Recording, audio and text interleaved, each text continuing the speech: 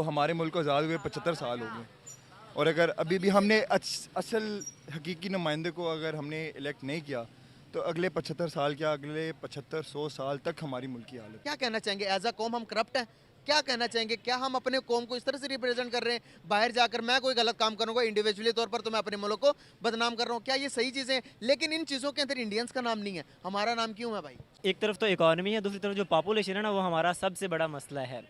हमारा पॉपुलेशन का जो ग्रोथ रेट है, जब पाकिस्तान बना था तो शायद 8 करोड़ थी मेरे ख्याल में, 8 या 12 करोड़, और अब इस वक्त जो 24 करोड़ हैं, 23-24 करोड़ बताते हैं। सो एक तो पॉपुलेशन बहुत ज़्यादा है, और उस पॉपुलेशन के लिए जो हमने पॉलिसीज़ बनानी है, हमारे पास उतने रिसोर्सेज हैं नहीं। सबसे मेन रीज़न है वो ये है कि हमारे किसी भी मुल्क के साथ ताल्लुकात अच्छे नहीं हैं। हमारे करीबी जितने भी मुल्क हैं, इंडिया तो चलो हमारा दुश्मन है ही, जो हमारे इस्लामी होना मुल्क, नहीं चाहिए ना भाई, कहना भी नहीं चाहिए।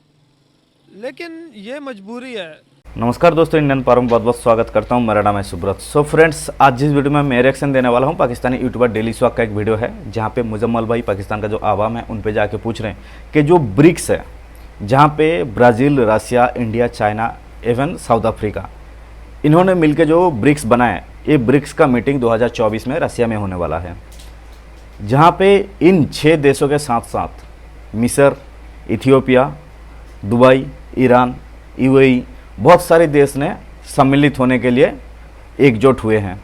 जहाँ पे अगर देखा जाए कि जो इंडिया है, उनका टारगेट अभी जितना भी डेवलपमेंट कंट्री था उनके साथ तो है, लेकिन उनके साथ साथ जिसमें तेल ज़्यादा मिलता है जो कंट्री के साथ, उनके साथ भी इस जोट में शामिल होने के लिए तत्पर दिखाई दे रहे हैं। जिसके कारण अगर देखा जाए कि पाकिस्तान जो है, वो पाकिस्तान इसमें से कोई भी संगठन में नहीं आते, ना ही उनको किसी देश ने इसी तरीके का संगठन में बुलाते हैं।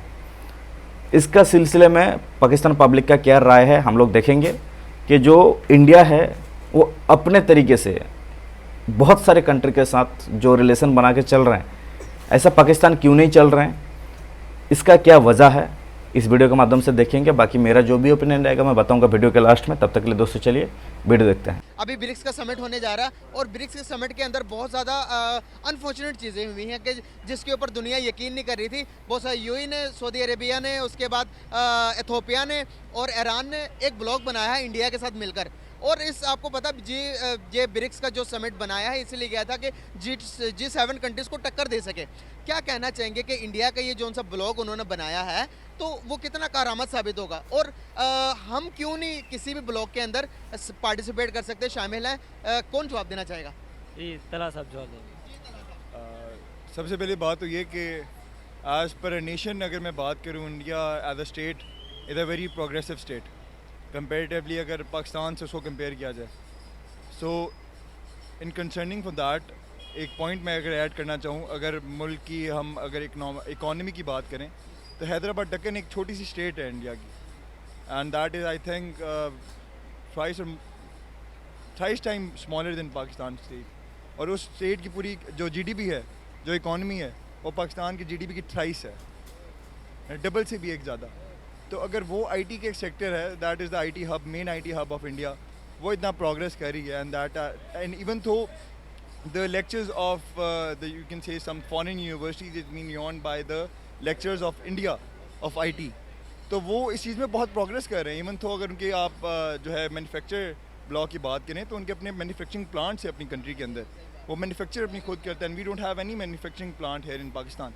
हमने हर चीज़ जो है we have to just you can say imported from the foreign countries, just like China mostly majorly जो ज़्यादा हमारे जो सामान जो आता है इंपोर्ट करके वो चाइना से आता है। We are not that self dependent, और हमें आई थिंक प्रोग्रेस करने के लिए we need those youth despite of living just the country for the sake of you can say any you can say for the best survival, they should stay here in Pakistan and do something progressive.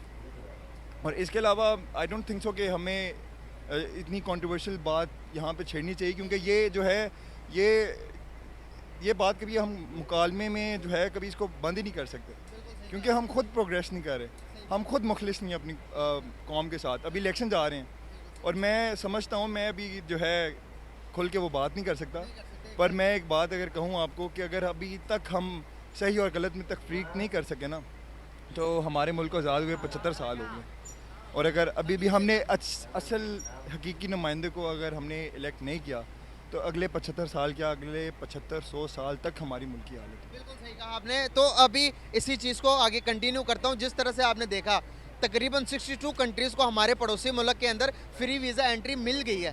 तकरीबन 62 country, हमें अगर आप हिसाब लगाएंगे 33 countries में भी मुश्किलात से जा सकते हैं फ्री वीज़ा एंट्री, मतलब कि आपने किसी भी कंट्री जाना टिकट लें और जा सकते हैं। उनको अभी के दरमियान आप तुर्की देखें, तुर्की के साथ भी उनके मुआहदे चल रहे हैं कि तुर्की भी कह रहा है कि भाई रशिया वो जा सकते हैं फ्री वीज़ा एंट्री के साथ, और भी बहुत सारी कंट्रीज है जहाँ पर फ्री वीज़ा एंट्री पर उनको मिल जाती है और दूसरी कंट्रीज उनको वेलकम करती है। अभी दुबई ने भी हमारे वीज़े बैन किए हुए हैं, दुबई भी हमें एक्सेप्ट नहीं कर रहा। सऊदी अरेबिया ने हमें लेटर भेजा कि आपके पाकिस्तानी यहाँ पर आकर क्रिमिनल एक्टिविटीज़ में पार्टिसिपेट करते हैं। क्या कहना चाहेंगे, एज अ कौम हम करप्ट हैं? क्या कहना चाहेंगे, क्या हम अपने कौम को इस तरह से रिप्रेजेंट कर रहे हैं? बाहर जाकर मैं कोई गलत काम करूँगा इंडिविजुअली तौर पर तो मैं अपने मुल्क को बदनाम कर रहा हूँ, क्या ये सही चीज़ें हैं? लेकिन इन चीज़ों के अंदर इंडियंस का नाम नहीं है, हमारा नाम क्यों है भाई?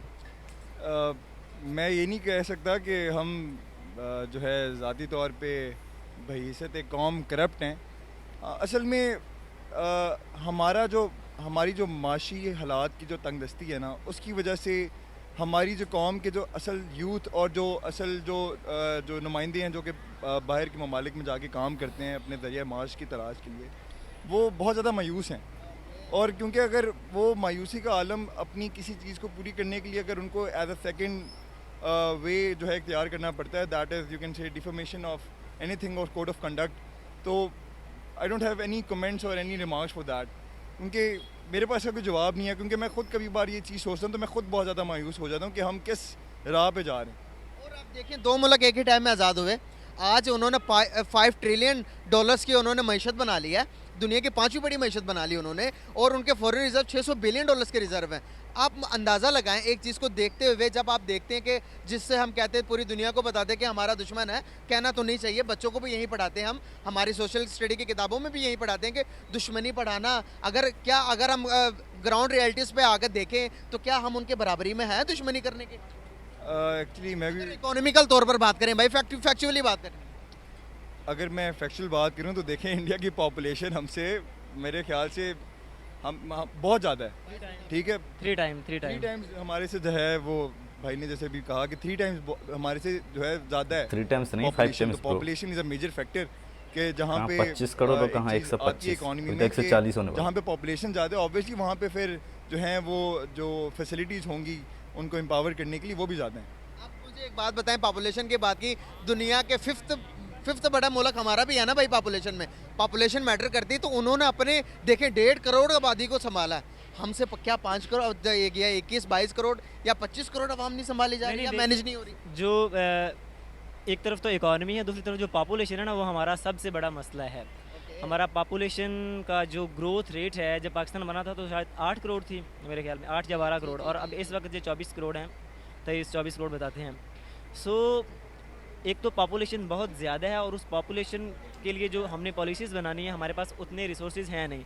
क्रोनोलॉजिकली जब हम अपने कंट्री का उसका स्टडी करते हैं तो हम देखते हैं कि हमने ना तो इन 76-77 सालों में डेमोक्रेसी को परवान चढ़ने दिया है, और वो डेमोक्रेसी नहीं थी ना, मतलब हर दफ़ा अगर कोई इलेक्टेड गवर्नमेंट आती है तो उसको मतलब आप जानते हैं कि पौधे को लगाकर उखाड़ कर चेक करते हैं क्या सही लगा कि नहीं लगा, दोबारा लगाते हैं, क्या वो पौधा चलता है? नहीं, बिल्कुल भी वो नहीं चल सकता। सर उसका जो सबसे मेन रीज़न है वो ये है कि हमारे किसी भी मुल्क के साथ ताल्लुकात अच्छे नहीं हैं। हमारे करीबी जितने भी मुल्क हैं, इंडिया तो चलो हमारा दुश्मन है ही, जो हमारे इस्लामी होना मुल्क, नहीं चाहिए ना भाई, कहना भी नहीं चाहिए, लेकिन ये मजबूरी है। ये जो निज़ाम है, ये जब एक दूसरे को दुश्मन नहीं कहेंगे, ना उनका चलेगा ना हमारा चलेगा। दूसरी बात ये है कि जो हमारे इस्लामिक कंट्रीज़ हैं जो हमारे बॉर्डर के साथ लगते हैं, ईरान हो गया, अफ़गानिस्तान हो गया, बाकी जो भी मालिक हैं हमारे, उनके साथ भी ताल्लुकात अच्छे नहीं हैं।